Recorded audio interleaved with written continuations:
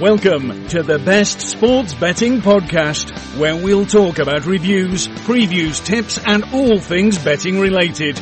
Brought to you by bestsportsbetting.co.za. Now, on to our hosts.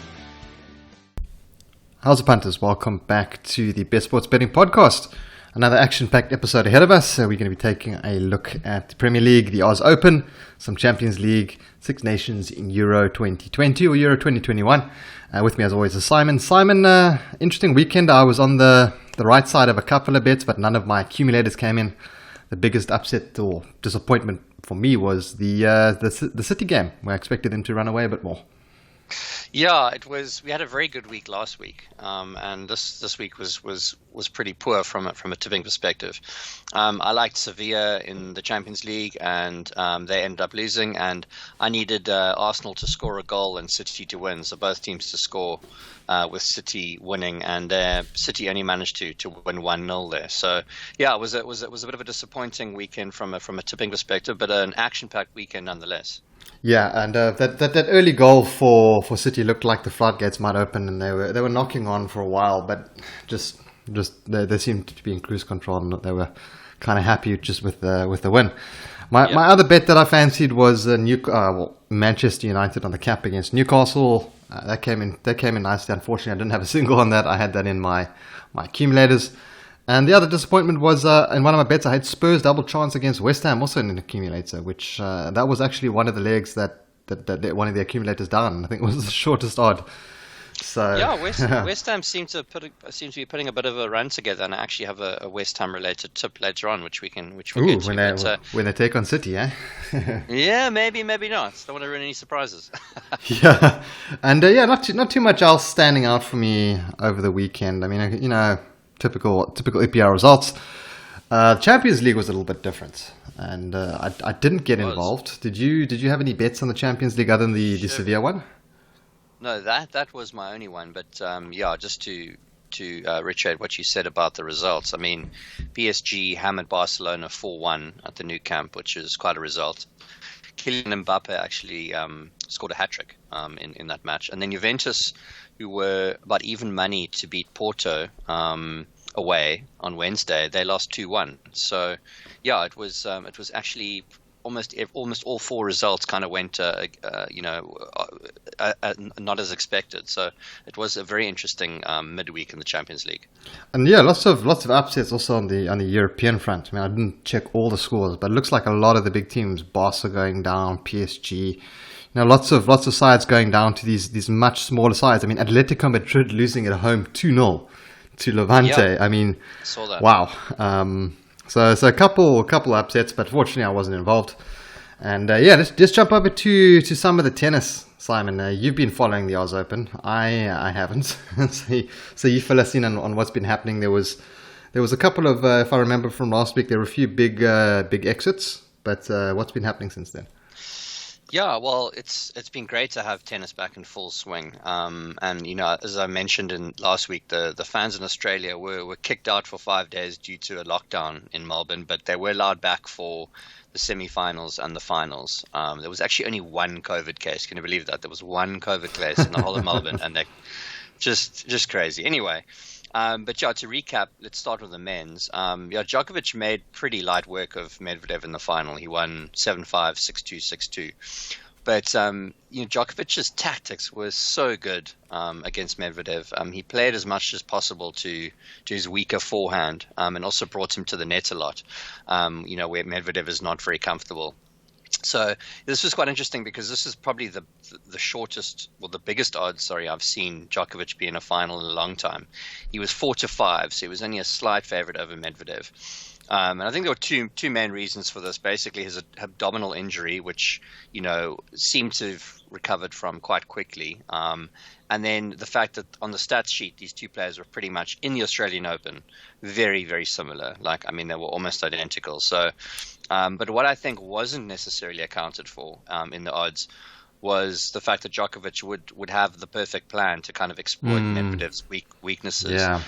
So, a lot of people talk about nerves going into the final against a big player. I mean, Medvedev's, sure, he hasn't been around for a long time, but he's played a lot of finals. He's won a lot of ATP tournaments. So that was I wouldn't have him down as someone who's going to be a deer caught in the headlights in a final. No, but the one thing I think Djokovic was just way better prepared for the match in terms of how he would play his opponent, and Medvedev's forehand is just that much weaker than his backhand, and he obviously, as I said, is not very good at the net. So that just really put him in his place. It must be quite a fascinating final to watch then. It was. I mean, look, I would have loved it to go to 4 or 5 sets. It was a 3-0, as I said, a 3-0 win for Djokovic. And looked quite easy, but it just shows you that. Look, Medvedev didn't play his best tennis, but I think it was more that Djokovic just knew exactly how he would play him in the match. And then in the ladies, Jennifer Brady came up against Naomi Osaka, who, although she was only the 4th seed, was the bookies' favorite, and she did win in straight sets. I mean, she's undoubtedly the standout player in women's tennis at the moment. I think there's 6 or 7 players who are all pretty close to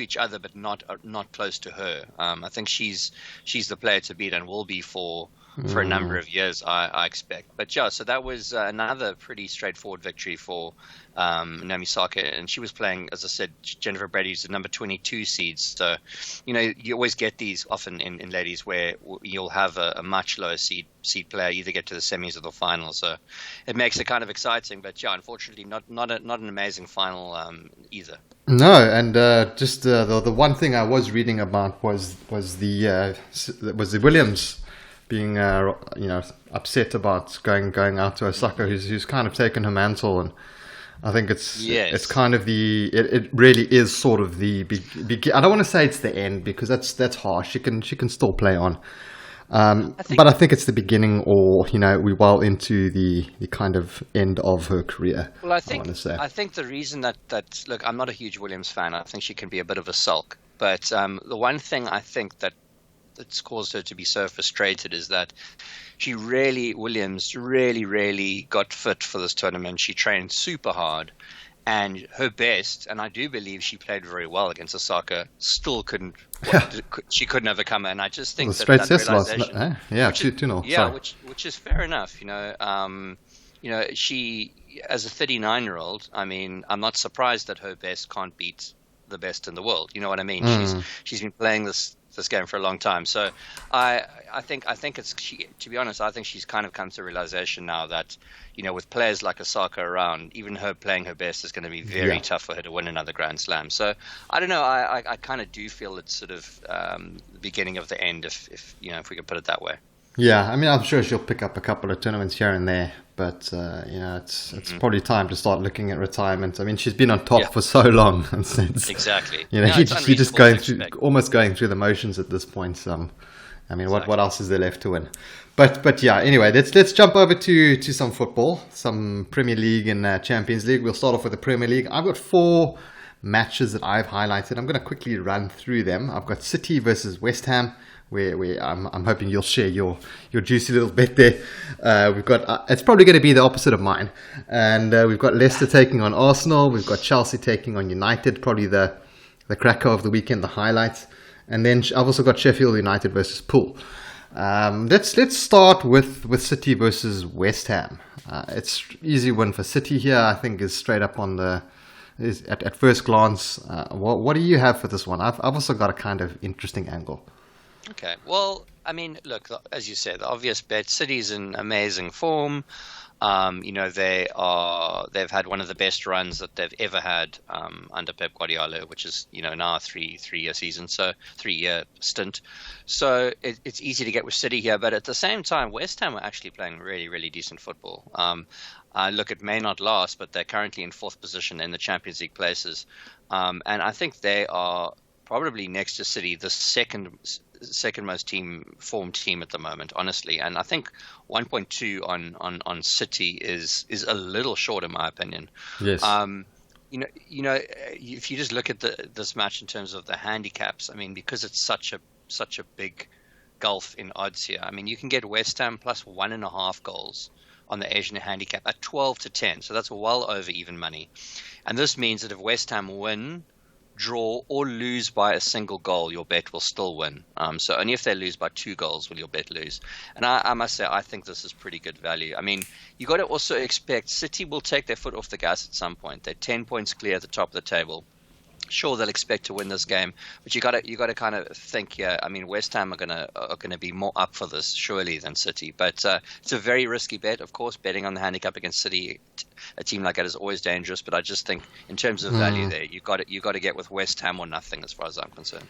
Yeah, for me, I'm not exactly fading West Ham. I'm more banking on City playing at home with a solid home record. There's no value in the straight up win, but I do like a little bit of City to win to 0.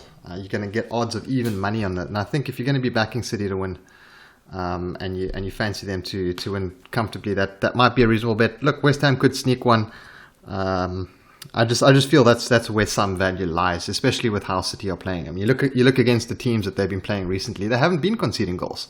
Yeah, I haven't. So even against the best, yeah, right. I mean, they played away at Arsenal the other day, they took on Arsenal the other day, and I mean, I really fancied Arsenal to score at least a goal there. City kept them out, so that's where I'm leaning. It's not a tip; it's more of a lean with that fixture. Yeah, I look, I agree with you. I think that, I mean, they haven't conceded at home in, I think, 6 matches now, so that does look solid. Look, I mean, you could still, if City do win 1-0, my bet on the 1.5 and West Ham would still come through. So, look, they could easily win this match 5 or 6-0, but I just think that there is a bit of value in that 1.5. But yeah, look, banking on West Ham to score a goal is, I think, is dangerous in this position. But it should be a good one. I think that West Ham will give them a little bit of more of a run for money than expected. Yeah, and just looking at the last 10 games that City played at home, the last one they conceded was West Brom. So, West Brom was the only one that they conceded at home, and unfortunately that's got a West in it, so it probably means West Ham are going to score. But incredible home record, and I'm just looking even further back. I mean, they've in the last 15 games they've conceded like in all competitions something like 3 goals at home or something like that. So yeah, I fancy that. I hope your handicap bet comes in. Let's hope it ends 1-0. For both of us, might have a little stab on that. I mean, you could even go a little bit safer, and you can take West Ham plus 2. So that would mean then, if they win, they draw, or lose by a single goal. Win by a single goal, you would win, and if they lost by 2, you would only lose half your stake. That's not a bad bet. And that's at just under even money. That's not a bad bet. You can play around with these Asian handicaps and find a way in, depending on how much risk you want to take. Yes. But it's just if it's even remotely close, your bet's going to win. Yeah. Right, let's jump over to Leicester Arsenal. It's another interesting one. Leicester with Vardy back. Arsenal kind of on the roller coaster again. Never know what's going to happen. Just not playing well at the moment. And for this one, like looking at it, I fancy Leicester to get a result here. However, I do think we're going to see both teams scoring in this one, and that's where I'm leaning. Arsenal haven't been that great at the back. They don't have the best defense. Leicester have been scoring goals. I fancy Arsenal to grab at least 1 goal on the road. I mean, both teams to score. That's the only one. I don't want to take overs here because this could be 1-1. So, Yeah. For me, I think the question is far more, are Arsenal going to score than Leicester? I think it's almost a guarantee that Leicester will. But the first thought I had when I saw this match as well was both teams to score. Look, it's not a huge price. I think it's 13 to 20. Yeah, around that there. Sounds about right. Yeah. Yeah, but absolutely, I think it looks a good shot. The other match which I was looking at, which you could arguably say is the sort of headliner, is Chelsea hosting United on Sunday. Very interesting match. Yeah, I was quite interested to see that United have actually beaten Chelsea 3 times. The last 3 times in a row they've come to Stamford Bridge. Were all those 3 times under Mourinho, or who was managing at the time? No, I think one of them was. But anyway, I mean, as I said, head-to-heads can be a minefield, and they're not always predictive of what will happen. But I just thought that was quite interesting. But to add to that, United also haven't lost an away game since losing to Leipzig in the Champions League group stages, and that was in early December. So that's actually quite incredible that United, I mean, look, they've lost at home a couple of times, but they haven't lost an away game since early December, which is, that's more than 2 months ago now, which is quite hectic. So looking at these odds, I mean, I think Chelsea at 23-20, so that's 1.15 in South African odds, is a little short, and I actually like the draw here, 23-10. I also like the draw. That's what I have done. I've got a draw and I've got unders. So I'm actually taken. I'm planning on taking a draw under 2.5 goals. You could even have a stab at a 1-1 correct score in this match. I think it's got a very, very good chance of coming in. But yeah, I couldn't agree with you more. I think a low scoring draw would be, even a 0-0 or a 1-1 would definitely be where I think this match would be going. And you can also grab a draw on under 3.5 goals at 3.3 over at Sportingbet. So some nice odds there. I fancy the unders. I fancy a low scoring one here.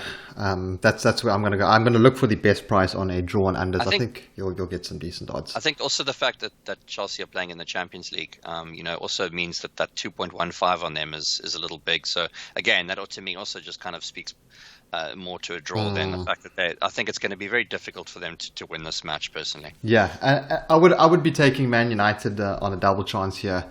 I just don't think the odds were big enough. They were 1.67 over on Sportingbet. You give me closer to even or 1.9, I might take that. Yeah. But, I just, as I said, I really fancy the draw here. Let's skip over to the last one that I have on my sort of list of big teams, interesting matches. We've got Sheffield taking on Liverpool. Liverpool find themselves in a very strange spot. Just haven't been playing well, showing flashes of themselves, playing fantastically in the Champions League, and then the next week in the league they're just not playing as well, back to their old form. So here I like Liverpool. I like a Liverpool win here, and I like both teams to score. It's a little crazy, it is Sheffield. Liverpool are really struggling at the back, but I just like the odds. I'm getting close to 2-1 on Liverpool to win and both teams to score.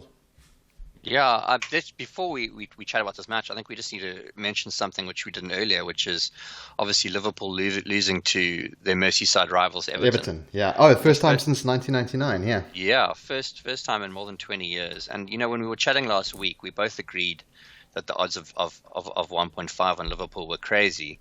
But, considering their 20-year dominance over the Toffees, it's kind of hard to ignore that head-to-head record. And yeah, we both should have gone with our guts and ignored those head-to-head stats, which, as I said, I always mention can be very misleading. Look, I still think that head-to-head stat is in derbies they're gonna have some weight behind them. The problem is we have Corona. And there's no kind of derby atmosphere at the stadium. There's nothing to give the team that extra 5% from the fans. Yes. Sure, you've got some noises and crowd noise and all of that, but it's not the same as a derby. I mean, I think that's what I'm going to be taking a look at going forward. Is these derby games? I'm going to disregard a lot of the form because of the lack of a crowd. Because the crowds are really partisan in these derbies, and honestly, I think that played a fairly big role in that. Because if a team's down, their morale's down, that the crowd can lift them up. And it's not all matches and it's obviously not all derby matches. But I feel like that is a big factor. And yeah, so anyway, going back to that match, I fancy Pool to win and both teams to score. I just think the price is too good. Yeah, no, I like that bet too, Rob. All right, so let's jump over to some of the Champions League. I don't have any bets here. I had a quick look at some of the fixtures. I'm not getting too involved because for me at the moment it's difficult kind of jumping between where teams are trying to focus. What the team news is before the game and that sort of thing. But we have some interesting matches coming up. Which are the ones that jumped out to you, Simon? Bayern playing today. We've got Atletico, Chelsea. Barca, and then at Real Madrid tomorrow as well. I think it's always a bit of a betting minefield when you've got Champions League and Premier League on the go, which does happen so often. I looked at Real Madrid and I thought, wow, that's quite a big price at nearly 2-1. But then if you look at their injury list, I mean, they're missing Benzema, they're missing Ramos, they're missing Hazard. that just the list goes on. So like that was the only place I saw maybe a bit of value. But if you look at that injury list, it's just you can't bet on them with all those injuries. And then Mönchengladbach at home against City. I mean, that's you got. Give me City for an upset. Why not? I mean, give me Mönchengladbach for an upset there. You're getting almost 10-1. Come on, why not? Yeah, crazy. It is. It's a huge price. I mean, this is they're not a shabby team by any means, but in the Bundesliga. So but it's I don't know. I just I don't really like this card much at all. As I said, I saw a bit of value in Real Madrid, but with those injuries, I can't look at them. Maybe a draw there, but then Atletico Chelsea. That game just screams unders. Especially considering the United game. I mean, are they going to have an eye on which game? Well, so it's a very difficult week. I'm not even going to consider looking at the Europa League. That's just an absolute minefield.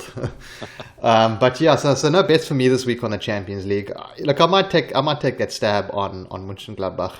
Maybe Mönchengladbach 1-0 or something. Just put a $50 on that. If it comes in, I'm sure you're gonna. Sure. Well, the correct score in a match like that, with them winning, must be 25. Yeah, I'm just seeing if I can quickly bring up the odds here. Here we go. Correct score. So I'm looking for 22. Sorry, 23.0. Yeah. Okay. So massive. Yeah, put a $50 on there, and you're gonna get just over $1,000 in return. So I mean, why not? Like, sure.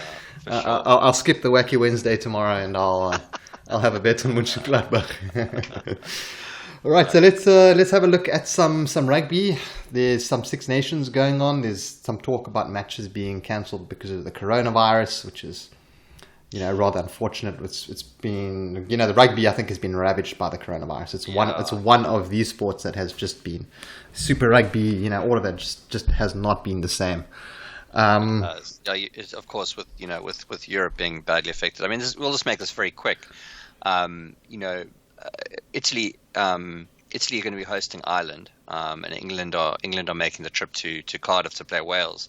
And 2 weeks ago the Welsh pulled off the upsets against Scotland, and we tipped that at 17-10. So I was very chuffed with that. And to be honest, I wouldn't be the least bit surprised if Wales cover the 6.5 point handicap against England. So not a confident pick, but I really don't think England look great at all. And Wales are kind of performing as expected. So I think that 6.5, sure, it's not a huge number, but I would certainly not be surprised if Wales won outright or covered that 6.5 point handicap. Yeah, look, they're playing at home.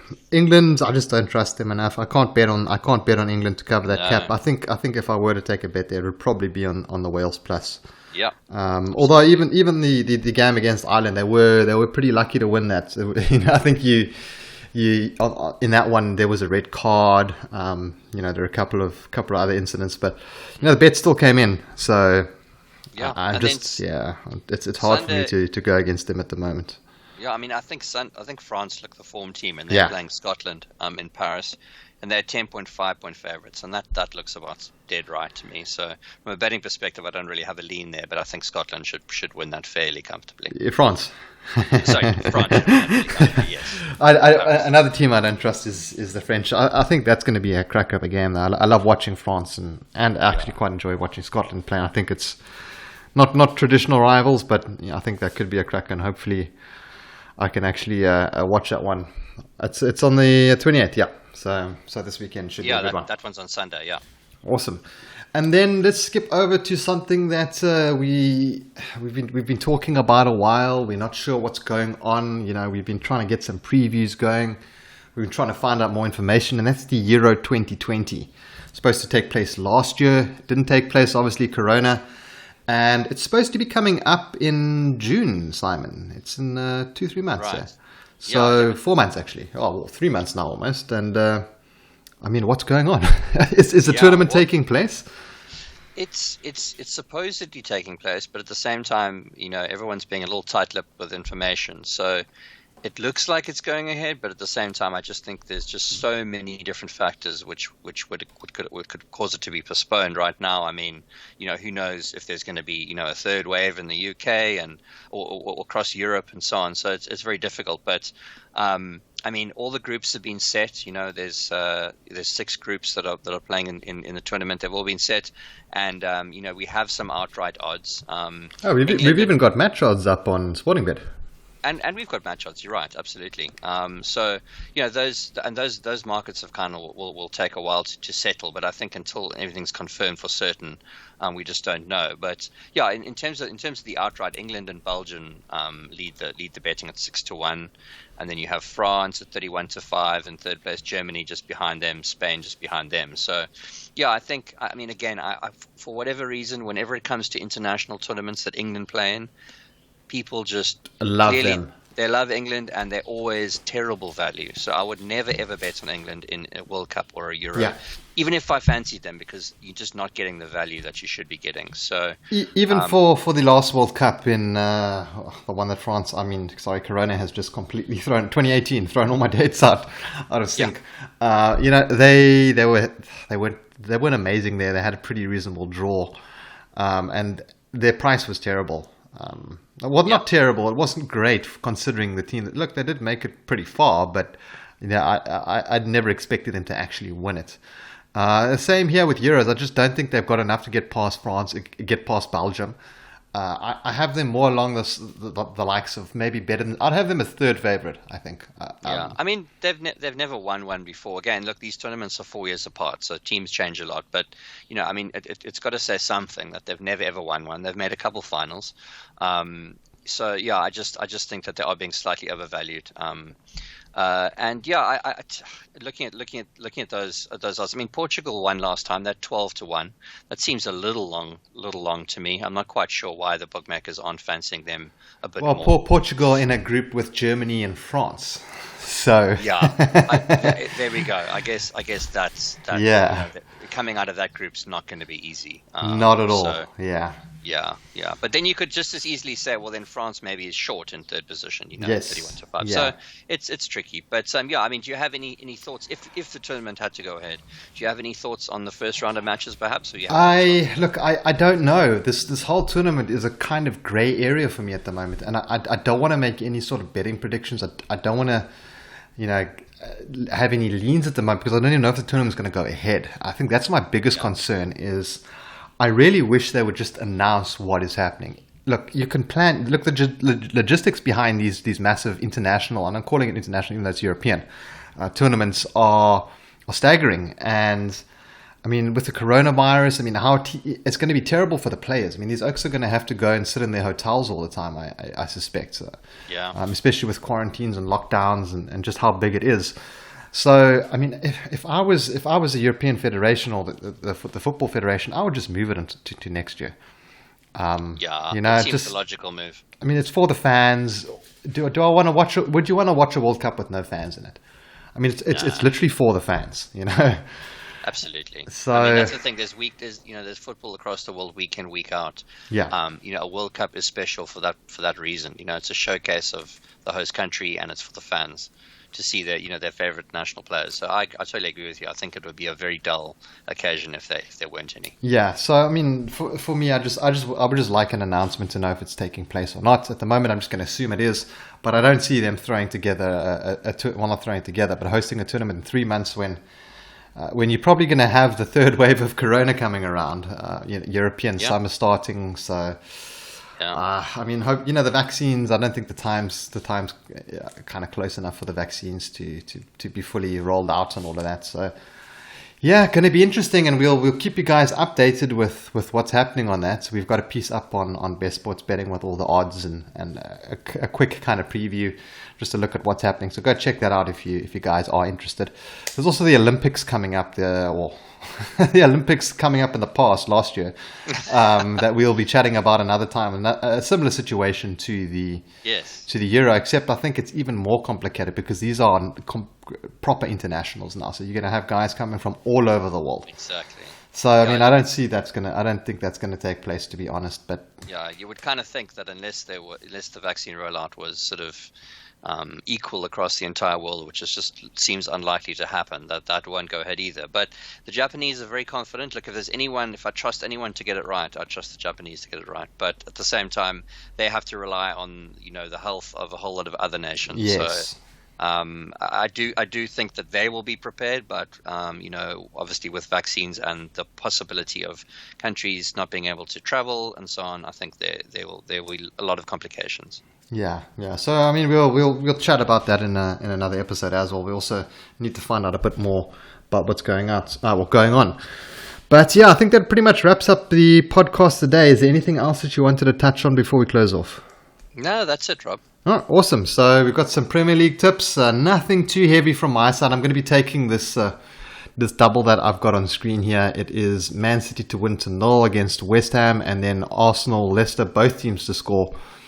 I'm getting 3.44 on that. I'm just going to slap a quick $160, return a nice 500, and I'll put that one through so that you guys actually know that I'm not just talking cuck about my bets. I actually place them from time to time, even though they do lose more often than not. But there we go. Anyway, guys, thanks for tuning in. Thanks for Simon. Thanks to Simon for joining us as always, and we'll catch you in the next episode.